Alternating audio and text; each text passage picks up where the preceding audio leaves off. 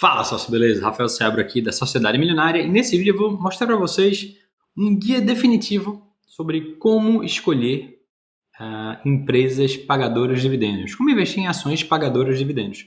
Vou apresentar uma metodologia simples e que historicamente teve um bom desempenho, de modo que você pode utilizar e adaptar essa metodologia aos seus estudos, à sua decisão, suas tomadas de decisão, tá? Então, se você já sabe que esse vídeo vai ser legal, já deixa teu like aqui, já clica no joinha, para você não é quase nada, mas para mim faz uma baita diferença, porque mostra para o YouTube que esse vídeo é legal, e assim ele mostra para outras pessoas, tá?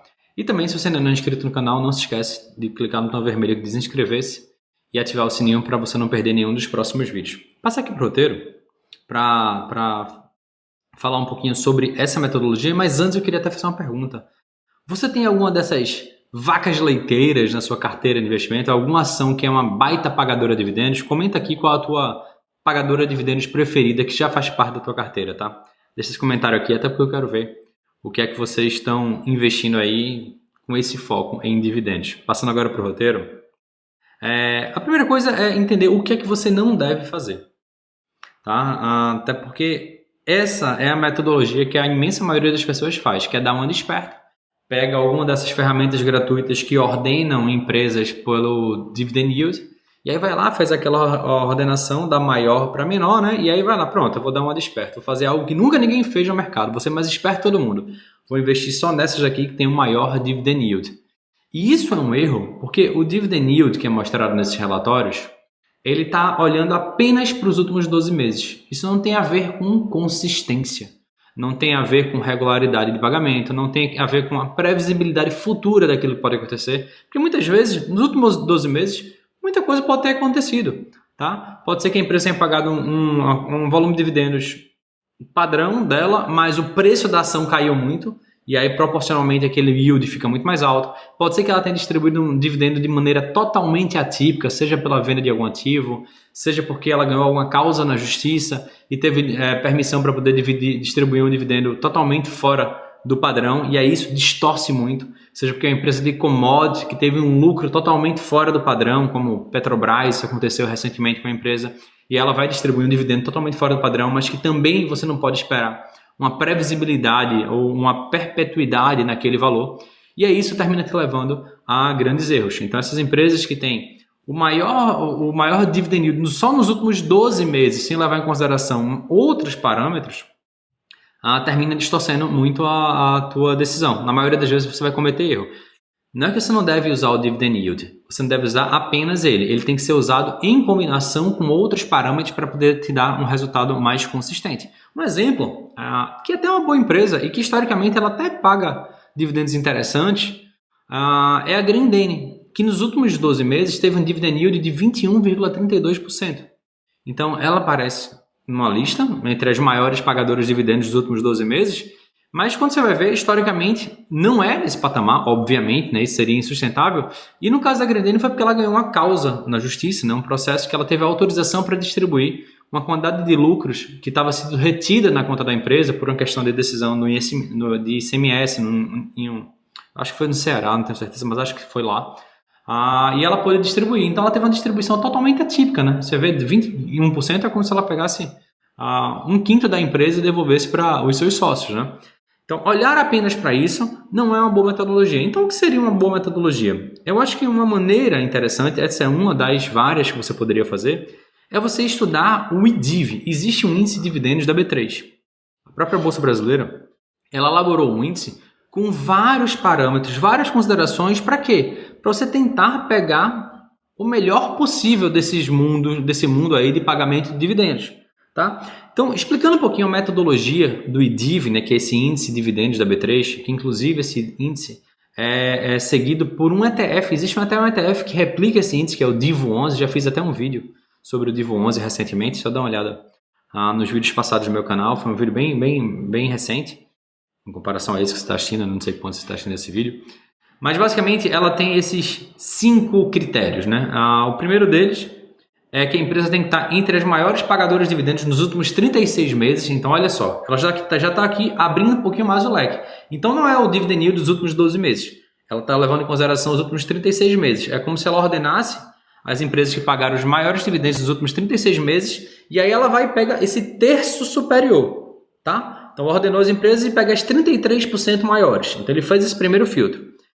Segundo ponto, esses dividendos têm que ter sido consistentes, ou seja, tem que ter sido distribuídos em cada bloco de 12 meses. Então, todos os anos ela tem que ter pagado dividendos. Para quê? Para evitar uma empresa que pagou um caminhão de dividendos num único ano e depois passou outro ano sem pagar, seja porque foi uma distribuição atípica, seja porque ela virou para prejuízo e não teve condições de pagar mais dividendos.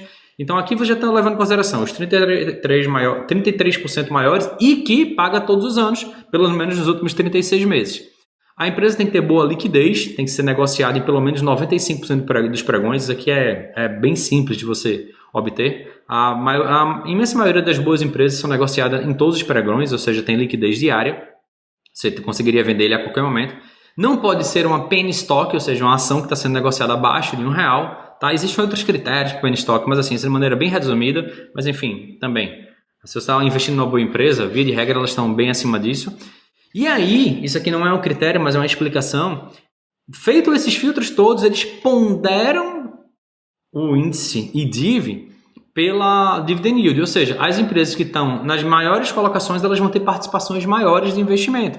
Então ele não distribui o valor igualmente entre todas as empresas. Eles dão pesos maiores para as empresas que têm colocação maiores nos filtros dela, tá? Tá tudo bem. Você poderia fazer isso, poderia não fazer um equal weight, né, que é pesos iguais, você pega lá e descobre as 20 maiores, por exemplo, e investe exatamente o mesmo valor em cada uma delas. Aí é uma decisão sua. Essa é a maneira como está ponderado o IDIV, tá? E aí o IDIV, ele chega nesses filtros, deixa eu pegar aqui, a 51 ativos, tá? E aqui quando eu falo 51 ativos, é porque às vezes tem empresas que tem mais de um tipo de ação na bolsa. Por exemplo, Petrobras, tem a Petri 3 e a Petri 4, que são as ações ordinárias e as preferenciais. Se ambas aparecem no índice, ambas estão sendo contabilizadas. Então não quer dizer que são necessariamente 50 empresas. São menos do que isso, no final das contas. Bem menos empresas do que 51. São 51 ativos.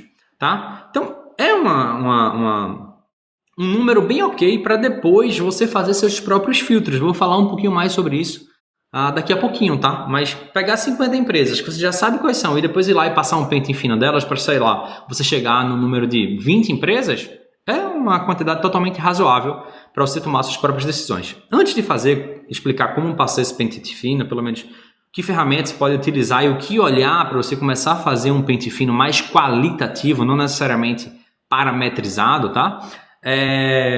Vou apresentar quais são as 10 maiores posições do IDIV atualmente, tá? Então, as 10 maiores posições dele, em 11 de outubro, que é quando eu estou gravando esse vídeo, são Petri 4, ações preferenciais da Petrobras, Petri 3, ações ordinárias da Petrobras, CPLE, as preferenciais da Copel, Vale 3, que é da Vale, GGBR 4, Gerdau, BBAS 3, Banco do Brasil, CEMIG, CEMIG 4, né, que é a CEMIG, empresa de energia elétrica, BBSE 3, BB Seguridade, empresa de seguros, CPLE 3, que apareceu também aqui, a Copel, as ordinárias e as preferenciais da Copel, e por fim, na 10ª posição, a Vivo, né, que é a Telefônica Brasil, VIV T3.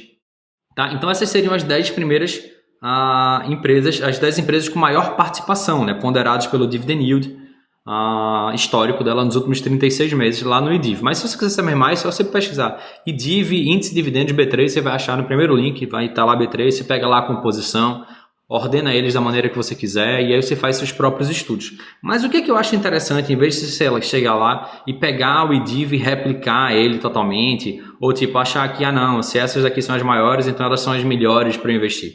O que eu gosto de levar em consideração quando eu vou fazer meus estudos de conta própria? Para mim é muito importante que esses pagamentos sejam consistentes. Então, mais importante do que ela ter tido um yield muito alto nos últimos 12 meses ou 36 meses, é tipo, ela tem um yield razoavelmente constante, porque melhor que ela ter tido, sei lá, 20% nos últimos 12 meses, é tipo, será que ela não tem uma média de, sei lá, 6% ao ano nos últimos 10 anos, por exemplo? Uma coisa assim seria mais interessante, porque você tem uma previsibilidade maior. Você quer uma carteira pagadora de dividendos, você não quer que ela seja pontualmente. Você quer esperar, né? Pelo menos é isso que eu penso para quem busca uma carteira de pagadora de dividendos, que aquilo se repita pelos próximos anos. Então, até pegando aqui como gancho esse esse ranking, eu peguei aqui a Petri 3, a Petrobras, e peguei a Vivo para a gente dar uma olhada em uma coisa bem interessante, que quando você leva em consideração, você pode até chegar à conclusão de que talvez a Vivo seja mais interessante que a Petrobras. Por quê? Por conta disso aqui. Eu peguei aqui o histórico da Petrobras. O que é que aconteceu com a Petrobras? Por isso que é interessante você abrir mais o leque. Você até sair da frente do vídeo aqui para vocês verem apenas a captura da tela. Que é o seguinte, é que literalmente, antes de voltar para a captura, literalmente nos últimos 36 meses, ou seja, nos últimos 3 anos, a Petrobras bombou de dividendos, mas é uma empresa de commodities que não necessariamente isso dura, são ciclos, né? Às vezes o petróleo está alto pra caramba, ela distribui muito, depois dá uma baixa ou se envolve algum problema na empresa, e aí dá uma queda grande, às vezes ela passa até tempo sem distribuir dividendos. Isso acontece com empresas commodities, ainda mais com Petrobras, que está sendo, da maneira que está sendo gerida hoje, com controle de preço de gasolina, muitas vezes ela começa, a gasolina, o petróleo começa a aumentar e esse preço não é repassado para o consumidor, né? Então a gente, enquanto consumidor, termina achando isso bom, mas quem é acionista da Petrobras começa a ver os resultados da empresa caindo. E isso aconteceu várias vezes ao longo do tempo. Então, dando uma olhada aqui no gráfico, olha só a Petrobras. Lá entre 2011 e 2014, ela teve lá um pagamento de dividendos baixinho, que não chegou nem a 5% de yield. Depois passou lá de 15, 16, 17 sem pagar dividendos, 18 pagou quase nada, 19 quase nada, 20 quase nada.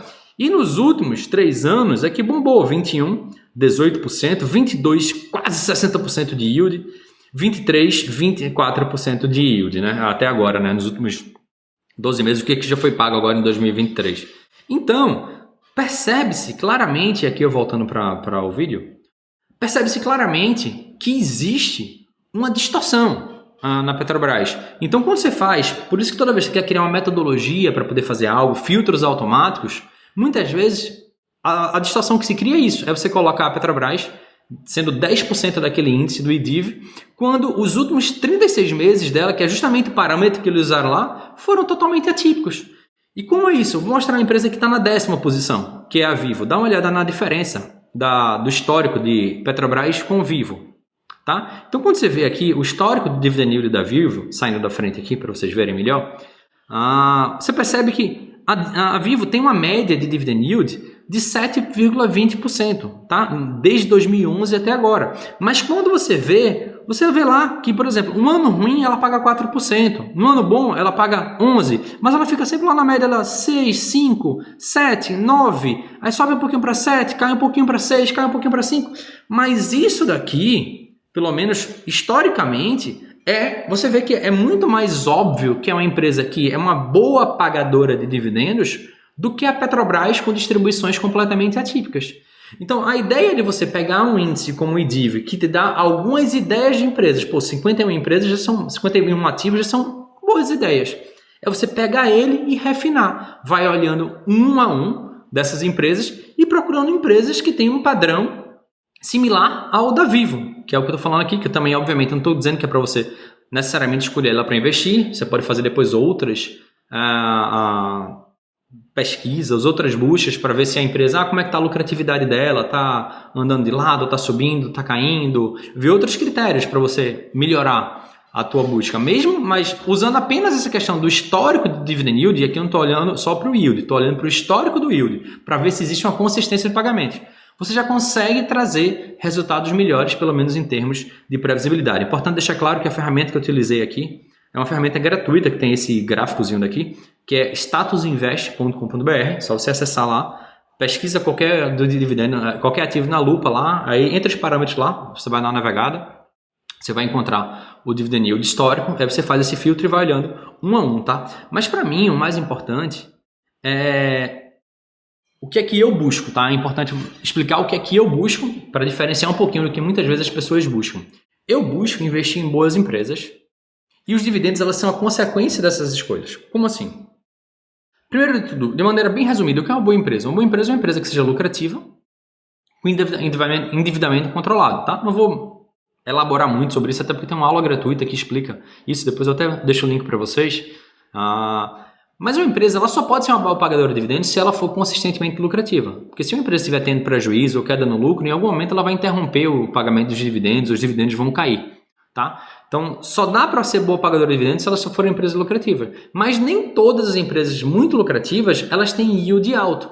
Porque às vezes a empresa está num crescimento tão grande que o mercado topa pagar um pouco mais caro pela empresa. E aí ela fica com dividend yield baixinho, mas mais cara a qualidade muito grande da empresa. Dá um exemplo para vocês. A WEG. A WEG é uma empresa que cresceu seus dividendos nos últimos 13 anos, mas ninguém fala da WEG como boa pagadora de dividendos. Pelo menos eu nunca vi isso, né? A WEG ser tratada como uma boa pagadora de dividendos porque ela tem outra característica, que é um crescimento de dividendos, que é um bom dividend growth e não um bom dividend yield. Já expliquei isso também em vídeos anteriores, só para vocês darem uma olhada lá. Mas eu, quando busco empresas, eu não estou hoje... Talvez mais lá na frente, quando eu quiser usar essa renda, eu posso migrar minha carteira para ela ser uma carteira mais pagadora de dividendos para agora. Mas como eu não estou buscando isso agora, o que eu quero é o quê? Investir em boas empresas. Para o quê? Maximizar o potencial do retorno total da minha carteira. E o que é o retorno total? É a valorização que o ativo tem, mais a renda passiva que ele gera e, obviamente, que eu reinvisto. Então, muitas vezes, tem empresas que são ótimas em renda passiva, ou seja, paga bons dividendos, mas o preço anda um pouquinho mais devagar, um pouquinho mais de lado. E tem outras empresas que pagam poucos dividendos, proporcionalmente falando, em termos de yield, mas tem uma valorização histórica muito grande, de, sei lá, 30% ao ano, em média, como a WEG. Teve isso nos últimos 10 anos, 13 anos, não lembro exatamente, mas eu já falei dela em outros momentos. Não é garantia que isso vai acontecer lá para frente. Mas quando eu escolho boas empresas, sem fazer um filtro específico para tipo, e tem que ter um dividend yield alto, eu abro um pouquinho mais o meu leque e termino colocando empresas que, mesmo não pagando bons dividendos agora, elas têm um potencial de crescer muito no futuro, se valorizar e lá na frente se tornarem uma pagadora de dividendos de maneira mais robusta, tá? Então essa é uma ressalva que eu acho importante fazer, porque muita gente,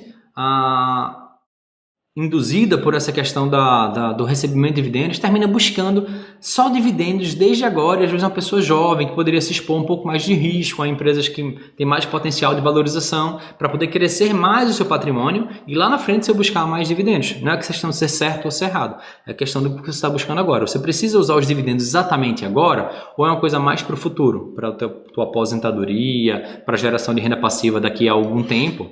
Então você pode ir adequando a tua metodologia de investimentos aos teus objetivos. Quando você estiver mais próximo de usar, aí sim você pode ter uma carteira mais pagadora de dividendos. Se você quiser entender um pouco mais sobre a minha metodologia, que é o método VSM, que é o Vestibular da Sociedade Milionária, acesse sociedademilionaria.com, que lá vai ter uma aula gratuita que vai te explicar um pouco mais sobre essa metodologia. Eu tenho certeza que vocês vão entender, porque às vezes buscar dividendos desde agora não necessariamente é a melhor alternativa, tá? Pode funcionar para muita gente, mas não necessariamente vai funcionar para todo mundo, tá? Então se quiser saber mais, o link também tá aqui na descrição do vídeo e no primeiro comentário. É isso, esse vídeo fica por aqui. Não esquece, tá? De deixar o teu like e a gente se vê no próximo vídeo. Um forte abraço, tchau, tchau.